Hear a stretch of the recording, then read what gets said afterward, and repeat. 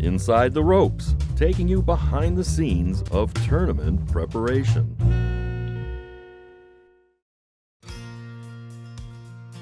Fine fescue is the one we're managing, or trying to manage to grow, and basically its reduced input is the biggest difference between ryegrass or poa annua or anything like that. At maximum, typical mowing is twice a week, and that's on fairways. For greens it may be every other day, and that's all growth dependent and traffic dependent. Water, it can survive a lot better with lower water needs. So overall it's just a lower input grass.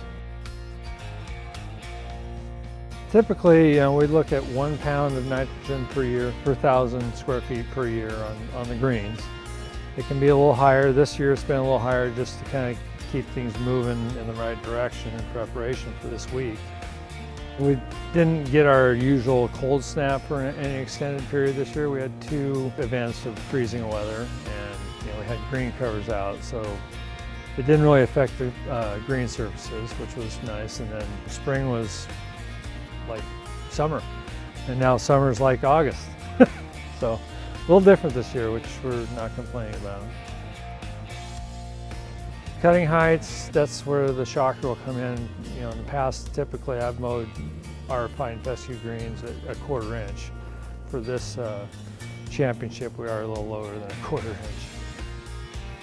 Cut back on the fertility a little, probably earlier than we would in a normal June, just because we don't want grass growing during the championship. We want to have it pretty much stopped, not dormant per se, but just we don't want to have a lot of clippings to deal with, and we don't want grass growing during the day, and which is working out great because it's an odd problem for the USGA to deal with, being they are used to having grass grow during the day and green speeds slow down during the day. We're actually having them do the reverse. They're speeding up during the day.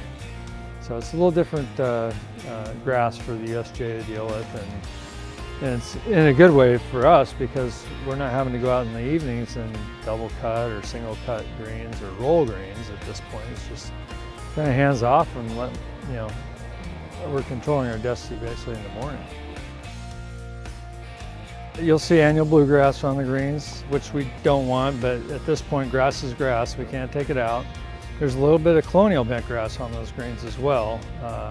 And then fine fescue, and then you'll also see some segregation from within the fine fescues themselves. When you come up on those greens, they're visually bumpy, just because of that modeling and segregation. But once you start rolling a ball, they're not bumpy. So I think once you see that, the modeling just kind of goes away out of your mental picture. I think we have the timing and the quantity dialed in at this point. Now we're just monitoring where we want to actually apply the water. And that all comes from the USGA numbers, the firmness testing, and the green speeds, and then our soil moisture data. That's where we are at this point. It's going to be dialing in, probably a 500 square foot area or less on this is where the extra water goes or doesn't go.